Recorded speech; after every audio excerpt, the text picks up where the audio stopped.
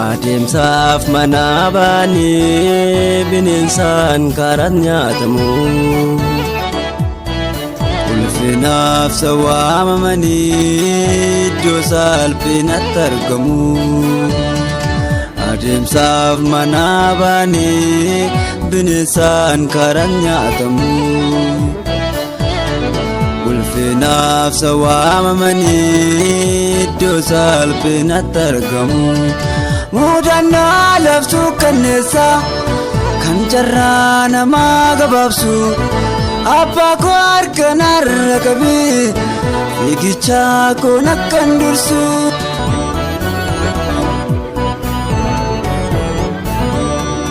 Abbaa koo Yesuusee adaraa naaf ta'ee humna koo. Abbaa koo Yesuusee adaraa naaf ta'ee humna koo. Siif ta'uu nanaafoo kaayyoodha. Adaraa naaf ta'ee humna koo. Adeemsa koon wajjin godhadha.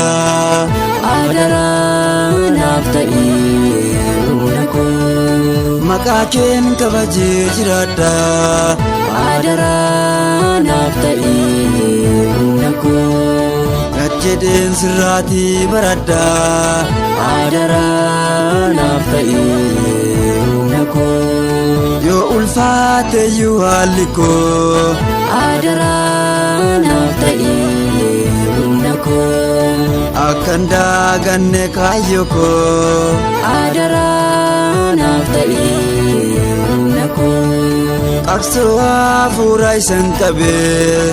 Adaraa naaf ta'ee humna koo. Akkammoo amne dadhabee. Adaraa naaf ta'ee humna koo. Wal'aansoo koofiin injifannaa. Adaraa naaf ta'ee humna koo. Amantii koofis ciminaa. Adaraa naaf ta'ee humna koo.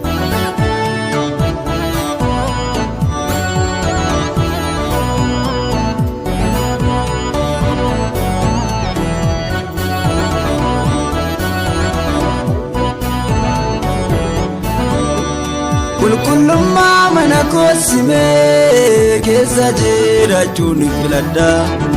Qajeelummaa summee barbaadee gola koo wajjin buufadha. Ayyaana kenna gargaarii isaan hunduun danda'ama. Hojii koos gammachiise maaloo abbaa koos keessatti argama. Abbaa koo Yesuusee ayyaana kenna ooganii nan jabaadha. Siif ta'uun gooftaa ulfinaa.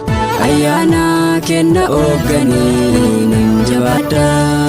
Si beekuunis abbaa jireenyaa. Ayyaana kenna ooganii nan jabaadha. Harkaan qabadhuuf hubannaa. Ayyaana kenna ooganii nan jabaadha. Tolchee si beekuuf bilchinaa. Ayyaana kenna ooganii nan jabaadha. Aggaamii korkaan qabadha.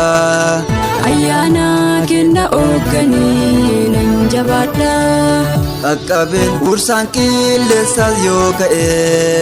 Ayyaana kenna ooganii nan jabaadha. Sirra damba maal yoo ta'e. Ayyaana kenna ooganii nan jabaadha. Murteeffadheera siif ta'u. Ayyaana kenna ooganii nan jabaadha. Kaayyoon koos galmicha ga'u. Ayyaana kenna ooganii nan jabaadha.